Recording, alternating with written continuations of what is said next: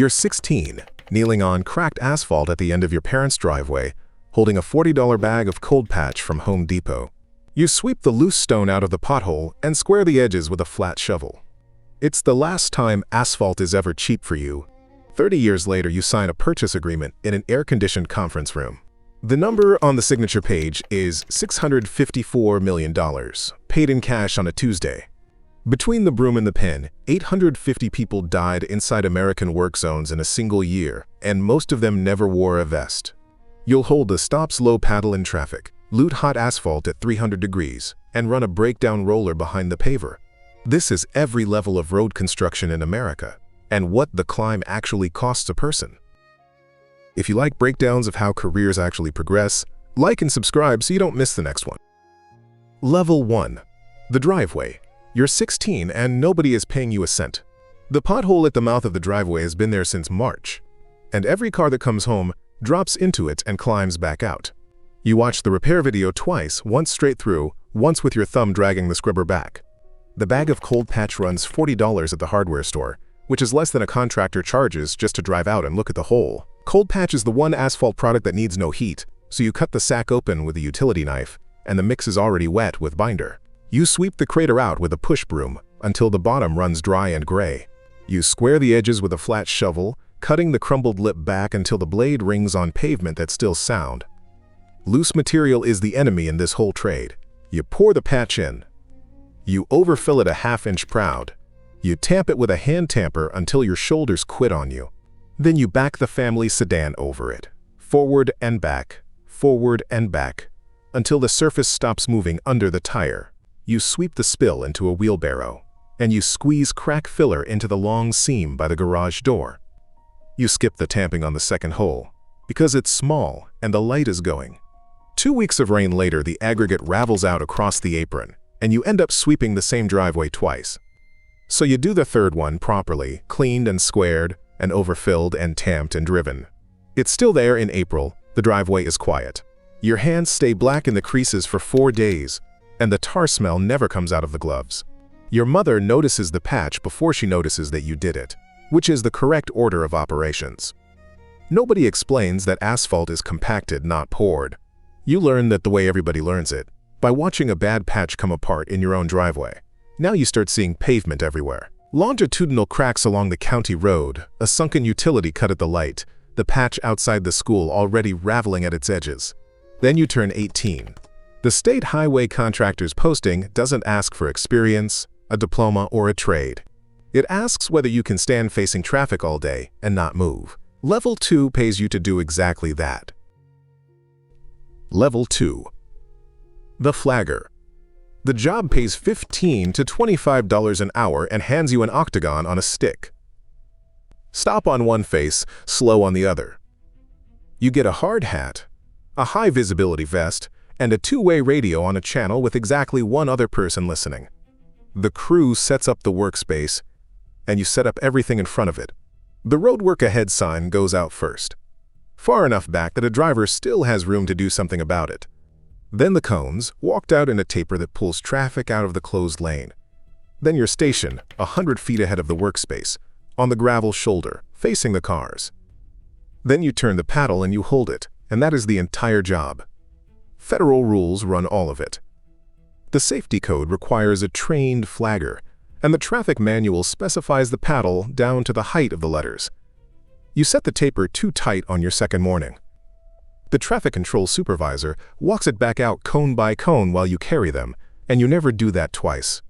Then a pickup comes through the stop face on a Thursday at highway speed with the driver looking down at his lap. You're already off the shoulder because you picked your escape route at 7 that morning like they told you to. No horn, no brakes. That year, 850 people were killed in American work zones, and 84 of them were highway and bridge construction workers. The person most likely to die inside your work zone is the one driving through it. Then the lane releases, and it goes quiet again. You learn radio discipline, trading a single open lane back and forth with the flagger at the far end like a token.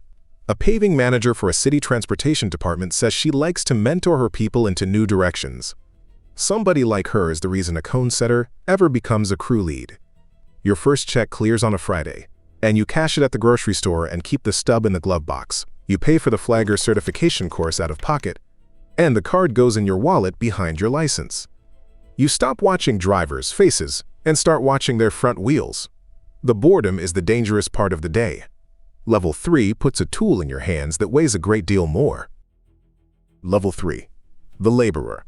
Asphalt crew laborers post at $23 to $32.50 an hour. If you go union, you enter as an apprentice at 60% of scale and climb from there in steps.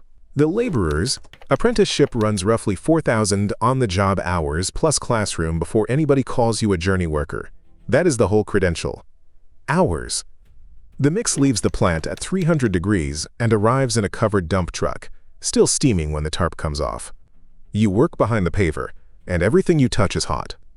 The lute is a long-handled flat rake, and it is the tool that decides whether you're any good. You sweep the milled base ahead of the machine until nothing loose is left on it. You set the string line and check the grade stakes against the plan. The paver starts, the screed drops, and the met comes out behind it as one continuous ribbon. You walk the edge with the lute, pulling material into the low spots and sealing the longitudinal joint by hand. Then the breakdown roller comes through behind you, and whatever you built is permanent. You drag the lute instead of supporting it. The teeth tear a strip out of the fresh mat, the roller stops, and the whole crew stands in the sun watching you rake it back. A shovel load catches the top of your boot on a Tuesday, and the mix goes down inside it. You get the boot off in the ditch, and the sock comes with it. You're back on the mat after lunch, because the trucks do not stop for you. The foreman shows you the correction. The lute is carried, not dragged, and the weight rides in your hips instead of your wrists. You build the next joint clean, and he runs a straight edge across it and says nothing, which is the highest grade available on a paving crew. A paving trainer in New Hampshire, who ran machines for years before he went out on his own, puts the whole promotion system in one line. He was running the paver, and he was ready for the next responsibility. That sentence is the entire ladder in this trade. In the tight spots, you run a plate compactor. On tear-outs, you swing a mattock and a jackhammer until the old pavement comes up in pieces you can lift. You do a week as the dump man, waving haul trucks back and collecting load tickets on a clipboard. Then the next truck backs in. You start sweeping the base before anybody asks you to, and the paver stops waiting on you. The operator starts saving you the shaded side of the truck at lunch. Nobody explains why the joint matters, so you find out in December when water gets into a seam somebody built in July and takes the whole edge apart. The crew starts calling you the luteman, which is a job description and a compliment at once. You stop flinching when the mix splashes. Seat time is the currency now, and you start asking for it out loud. A few minutes on the roller at the end of a shift, then an hour, then a whole street. Level 4 is a seat. Level 4. The operator. The Bureau of Labor Statistics puts the median wage for construction equipment operators at $58,320 a year. The top 10th cleared $99,930. Same machines. Different hands. You start on the breakdown roller, the first drum behind the paver, where the mat is hottest and the compaction actually happens. You walk the machine before you climb onto it. Tires, drums, water spray bars, fluids, then the seat. The superintendent hands you the grade and the paving plan, and the day starts when the first truck backs into the hopper. You make one pass too many on a cool morning. The mat checks under the drum, and you spend the afternoon cutting out a section you laid yourself. So you learn the temperature window by feel, and you start reading the mix off the truck instead of off a chart. The density gauge comes out at the end of the shift, and the numbers hold on the first test. Then you get moved up the train. A Caterpillar paver, a Bomag roller, a Vertgen mill grinding the old surface off to depth. On a grader running Trimble machine control, you hold grade to 1 to 3 centimeters, doing what used to take a survey crew with a level and a rod.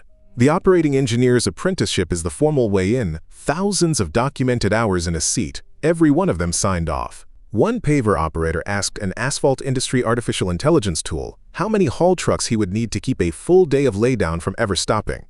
That is the actual job, not the machine, the arithmetic behind the machine. You stop asking which machine you're on.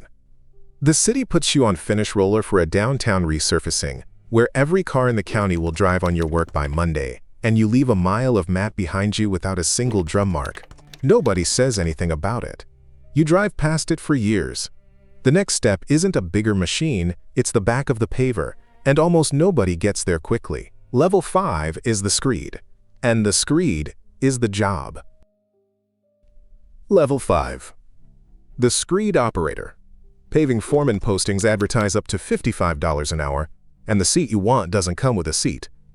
The screed is the back of the paver. It sets the thickness, the slope, and the texture of everything behind it, and it takes about 2 years just to learn. You fire the propane and heat the screed before the first truck arrives. Because a cold screed tears the mat, you set the head of material, the auger speed, and the angle of attack, and then you call go. The screed operator starts the paving train, not the foreman. Not the superintendent. You. The plant sends a truck short one morning, and the paver runs out of material. The mat stops, the edge goes cold, and a cold joint shows in the finished surface where a driver will feel it for 15 years. So you learn the arithmetic, spread rate, tons per truck, drive time from the plant, and you order trucks so the hopper never empties again. You walk the job with a measuring wheel and a long tape, checking slope and thickness against the specification before an inspector ever does. You carry an infrared thermometer and check the mix off every load, and you run a straight edge behind the rollers. You supervise 8 to 12 people, and the job costing goes into a laptop in the truck at the end of every shift. A city paving foreman on the West Coast is known as the organized one. He plans down to the letter, and he always holds a pre-construction meeting with his senior rakers before anything moves. You start doing the same thing, and your crews stop standing around. On federal aid work, the Davis-Bacon Act of 1931 sets the wage your people get paid, which means the paperwork you file every week is somebody's mortgage. You stop carrying the loot. You run a full shift on a state route with a continuous mat, no cold joints, no gaps, no penalties. The plant loads, the trucks arrive, the screed never drops out of the window, and the straight edge finds nothing. Then it goes quiet again. The superintendent puts you on the interstate job the following spring. Level 6 is the office trailer, and the trailer is where the money actually is. Level 6. The superintendent. Heavy highway superintendent postings run $90,000 to $185,000, and you spend the day in a trailer looking at plan sets. You sequence crews and subcontractors and scheduling software, and you drive a company pickup between 3 jobs before noon. You read specifications now instead of mats. You enforce the work zone rules you used to stand inside of, and you sign the safety paperwork with your own name on the line. A highway superintendent in Western New York came up from laborer, and he says he knew on his 3rd day as a laborer that he would lead the department someday. Most people who say that are wrong. A few are not. Then somebody explains the part nobody tells laborers. The salary ceiling in this trade is low, and the ownership ceiling is not. A contractor who buys mix at the gate pays the spread. A contractor who owns the plant keeps $20 to $40 a ton, on every ton, forever. So you buy a plant. One Texas founder sold his first company and then built a paving business into 10 hot mix asphalt plants across the center of the state. In October, a public company agreed to buy it for $654 million in cash plus stock. Its chief executive called the business a market leader across multiple high-growth metropolitan areas in Central Texas. 10 months later, another public contractor closed on a Mississippi paving company for $540 million. These are paving companies. Rock, liquid asphalt, trucks and crews who stand in the heat. You stop putting your own name on the schedule. Your name goes on the letterhead, the bond, the payroll, and eventually on a purchase agreement, and the last one takes 4 months of due diligence and 1 single afternoon of signing your name. The wire clears on a Tuesday afternoon, and nothing on the job site changes. Here's the part the ladder hides: $654 million. $25 an hour. Those are the same person, 30 years apart, and the distance between them isn't a promotion. It's ownership. Nobody on this ladder gets rich by getting paid. The superintendent's ceiling is a good salary and a company truck with a logo on the door. The owner's ceiling is a 9-figure wire, and the only real difference is who holds the deed to the plant. Recurring work sells for a higher multiple than one-off jobs, which is why the roll-ups pay up for seal coat and striping crews. The other thing the ladder hides is who the danger actually belongs to. 850 people died inside American work zones that year, and 673 of them were drivers and passengers. The public pictures the worker as the victim. The worker knows better, because the worker has watched it happen from 100 feet up the shoulder with a paddle in his hands. That paddle is behind your desk now, mounted in a shallow case, with the stop face turned toward the room. You held it in live traffic for 2 seasons, and you can still feel the weight of it in the wrist. You never touch it again, and every summer 100 people on your payroll are holding one. Your knees are older than the rest of you, and the left one has never come back. Your hands never fully came clean either. You do the same 30 years again without changing the order of a single one of them. There's a kid down the block this weekend with a bag of cold patch from the hardware store, $40 out of his own pocket, sweeping the hole out and squaring the edges with a flat shovel because a video told him to. He'll overfill it, and tamp it, and back the car over it, and it will hold through the winter. In 4 years, he'll be standing on a state route with a paddle, and in 20, he might be the one buying a plant. You know exactly how far that driveway goes. The keys to the plant are on the hook by the door, and they are yours.